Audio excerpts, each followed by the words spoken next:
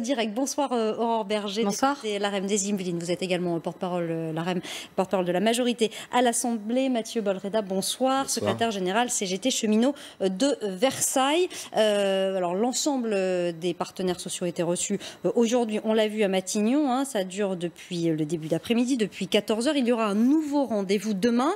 Pas de trêve pour l'instant. C'est un statu quo, une parenthèse? Comment est-ce que vous définiriez la journée d'aujourd'hui et puis ce qui va se passer demain avec, on le sait, une exigence vraisemblablement posée par Emmanuel Macron? Il faut au moins une pause pendant la période des fêtes. Ce qui s'est passé aujourd'hui est quelque chose qui se passe de manière très normale et habituelle quand il y a des négociations avec les partenaires sociaux. C'est-à-dire que les partenaires sociaux sont reçus individuellement pour faire part de leurs propositions, de leurs désaccords, de leurs accords. Et demain, ils seront reçus ensemble, parce qu'on ne dit pas forcément la même chose quand on est reçu individuellement, et puis ensuite ensemble, où on confronte les points de vue.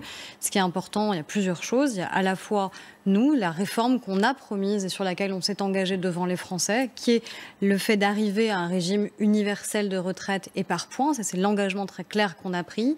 C'est aussi la question de l'ouverture qu'a évoqué tant le Premier ministre que le Président de la République sur les modalités de mise en œuvre de l'âge pivot. Et puis, c'est faire en sorte que les Français puissent tout simplement profiter de Noël en famille et puissent partir ensemble. Et ça, je pense que personne ne peut ne les priver de ça.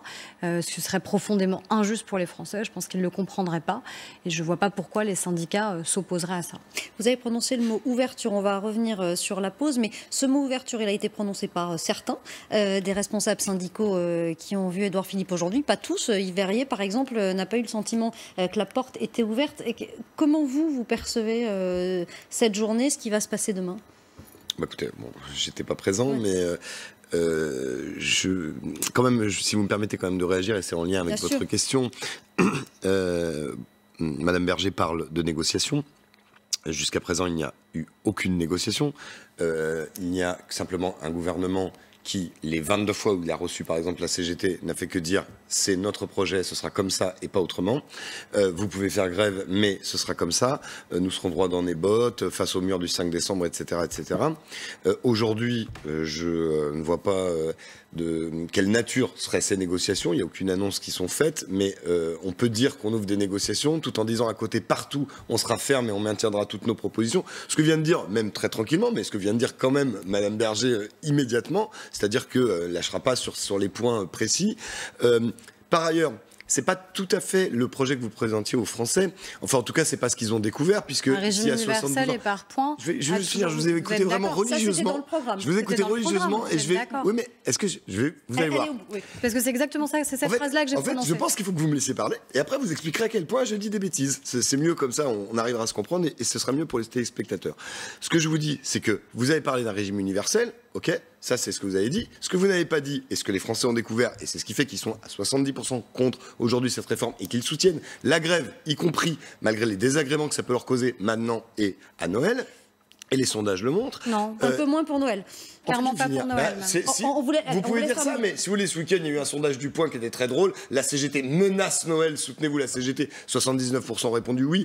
Tous les jours, il y a des sondages sur Internet. Tous les jours, il y a des sondages de plein d'organismes différents. La grève aujourd'hui, elle est soutenue. Vous pouvez dire ce que vous voulez, mais la grève aujourd'hui, elle est soutenue. Encore d'un sondage la grève est soutenue par l'opinion. Je ne pense pas qu'Odoxa soit une officine cégétiste. Sur la question de Noël, une majorité encore aujourd'hui, je pense, de Français préférerait qu'il y ait... Je vais répondre sur Noël. Je ne pense pas que les Français soient majoritairement pour les méthodes de la CGT, par exemple. Que les gens rejettent, et ce que rejettent les grévistes, ce n'est pas nécessairement l'universalité. C'est que, par exemple, que le risque qu'il y a sur la possibilité de baisse des pensions dans le projet, quand on va calculer une pension, non pas sur les 25 meilleures années, mais sur 40 ou 45 ans qui forment une carrière, on baisse mathématiquement les pensions, comme ça a été le cas de la réforme Balladur quand on est passé des 10 meilleures années aux 25 meilleures années. C'est pour ça qu'on le fait. La question dont on ne parle jamais, mais qui est intéressante quand même dans le rapport de Levoy et sur lequel ne s'est absolument pas prononcé, n'a pas dit qu'il le retirait, monsieur le Premier ministre. Donc il n'a pas dit qu'il le maintenait, puisqu'il s'est pas prononcé. D'un plafond de 14 points du produit intérieur brut, c'était l'objet de votre débat précédent aussi, c'est intéressant d'en parler, de 14 points du produit intérieur brut qui menace de baisse de pensions déjà liquidées en cas de récession, comme ça a été le cas en Suède, etc., etc. C'est ça que les Français rejettent. Aussi, le fait de devoir travailler plus. Et de toute façon, tous les interlocuteurs dans le gouvernement le disent, c'est le projet. Il faut travailler plus longtemps, etc. C'est ce que les Français font déjà. Ils travaillent plus longtemps. Eh ben, écoutez, pas tous. Il faut travailler plus longtemps. Pour qui, pourquoi, de quoi on parle. Vous avez déjà, c'est marrant, votre régime il est tellement universel, tellement égalitaire que ça fait une semaine qu'il n'y a pas une journée. C'est comme à la Samaritaine, il se passe tous les jours quelque chose. C'est comme un calendrier de l'Avent. Chaque jour, il y a une nouvelle profession à qui on dit finalement. Bon, il est tellement juste et égalitaire, mais je ne vous l'appliquerai pas. C'était le cas pour les policiers, c'était le cas pour les pompiers, c'était le cas pour d'autres professions. Les routiers, encore hier, on disait que leur régime particulier pourrait être sauvé. Il y en a plein d'autres encore. À un moment donné, je pense que cette réforme en plus est basée sur... Faites-vous répondre éventuellement. Oui, voilà, on va essayer de répartir. Et sur Noël, et je finis sur Noël, puisque vous avez parlé de Noël. Sur Noël, je finis sur Noël. Alors là, je trouve quand même la formulation que vous avez utilisée extrêmement brutale, de dire les syndicats qui vont empêcher c'est d'empêcher les Français de partir en vacances. Voilà. Moi, j'empêche personne de partir, si vous voulez. Non, madame, j'exerce mon droit constitutionnel à faire grève. Donc, je n'empêche personne, je ne bloque pas les trains. Je pense qu'aujourd'hui, le Grinch qui menace Noël, c'est M. Édouard Philippe qui dit je ne retire pas mon projet. La trêve de Noël, ce serait le gouvernement qui dit j'ai un projet que la majorité des Français est contre, il y a des grévistes et il y a des manifestations. Je retire ce projet très tranquillement et j'ouvre de véritables négociations. On repart de zéro et on ouvre des négociations avec les organisations syndicales sur la base de leurs propositions. On part pas de zéro, on part d'une élection présidentielle et d'une élection législative et on part du fait qu'à un moment, les Français ont choisi Emmanuel Macron et ont choisi de donner une majorité à l'Assemblée nationale et que nous mettons en œuvre ce projet. Et dans ce projet, on avait annoncé qu'il y aurait un régime universel et par points et qu'il y aurait la suppression des régimes spéciaux et qu'il y aurait le maintien de l'âge légal de départ à 62 ans. Vous avez le droit de vous y opposer, mais vous ne pouvez pas dire repartons de zéro et faisons comme s'il n'y avait pas eu d'élection dans notre pays. Ça, c'est la première des choses. Le point de départ, il est là et je pense que c'est important de respecter les engagements qu'on a pris devant les Français. Ensuite, oui, il y a des possibilités de négociation et d'ouverture. Et c'est ce qu'on fait avec des syndicats qui acceptent aussi cette négociation. Aujourd'hui, votre syndicat propose quoi? Il propose le retour à la retraite à 60 ans, il propose le maintien des régimes spéciaux. Les métiers pénibles. Très bien, mais je suis désolée, mais votre métier, monsieur, et vous avez raison à porter ce t-shirt et d'être fier d'être cheminot, mais vous pouvez quand même considérer en effet que votre métier n'est pas le même que celui qui était exercé il y a 30 ou 40 ans, quand en effet il fallait partir très tôt parce que ce métier était très pénible. Et ça n'est pas juste vis-à-vis des Français que vous nous demandiez, à nous qui travaillons et à tous les Français qui travaillent, de payer à tous les Français qui travaillent, à tous les Français qui travaillent, vous compris. Vous êtes extrêmement brutal, extrêmement méprisante pour les gens. Non, je ne suis pas méprisante, monsieur. Pour les ouvriers. Vous savez, les ouvriers qui travaillent dans le privé, ils ne font pas grève en ce moment. Ah bon, c'est pas vrai, il y a beaucoup d'ouvriers du privé qui font grève. Les raffineries, il y en a 7 sur 8 qui sont bloquées. Dans les ports, il y a des grèves dans beaucoup d'entreprises. On a déjà peu de temps pour ce débat, peut-être qu'on peut essayer. Oui, mais vous dites une contre-vérité. Non, je ne dis pas une contre-vérité. Je dis qu'aujourd'hui... Les ouvriers du privé ne font pas grève. Je viens de vous citer 2 corporations qui sont en grève reconductible aujourd'hui et qui sont du privé. Donc c'était une contre-vérité.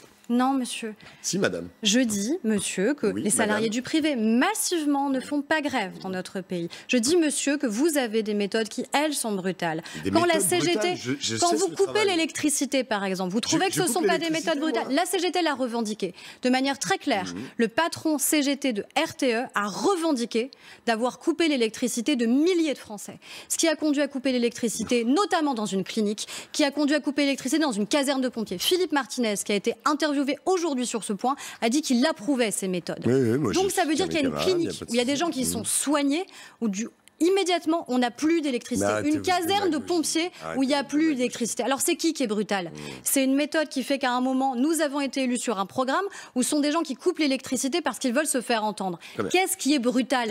Est-ce que ça, vous trouvez que c'est normal? Est-ce que je peux répondre à vos questions? Répondez-moi. Sur l'électricité, vous trouvez que c'est normal? Sur la question des coupures d'électricité, celle-ci, juste celle-ci. C'est possible? Au moins celle-ci, je ne sais pas si on aura le temps de répondre. Est-ce que c'est normal? Celle d'avant, c'est possible? Non. Alors, on va essayer. S'il vous plaît. Vous préférez répondre à celle d'avant? Je répondrai aux deux. Ne vous inquiétez pas. Sur la première, vous m'avez dit votre métier n'est pas pénible, c'est pas ce que j'ai dit, il est moins pénible. J'ai dit il est moins pénible qu'il y a 40 ans.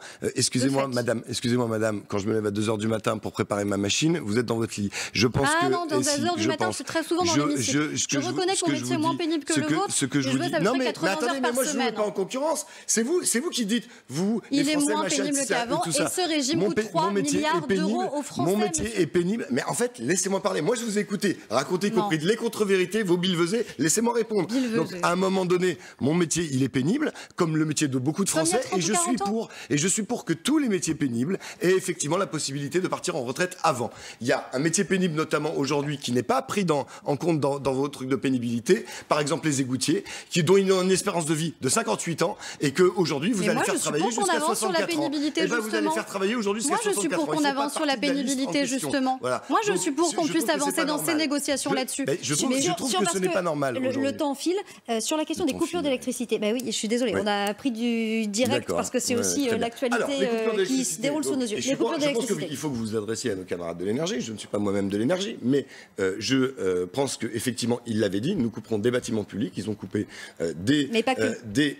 Écoutez, ils ont coupé des préfectures, c'est normal. C'est normal. Des casernes de pompiers, une clinique, etc. Et ils ont par ailleurs remis l'électricité à des gens on avait coupé l'électricité, ces méthodes ou pas, à des pauvres à qui on avait coupé l'électricité. Ils ont passé en leur creux 88 000 personnes, notamment dans la région de Lyon. Et oui, leur méthode de reprise en main de l'outil de travail, je les approuve. Donc je pense qu'aujourd'hui, par la grève, ou dans une caserne de pompiers. Je pense qu'aujourd'hui, par la grève, nous faisons la démonstration que nous, le monde du travail, c'est nous qui créons les richesses.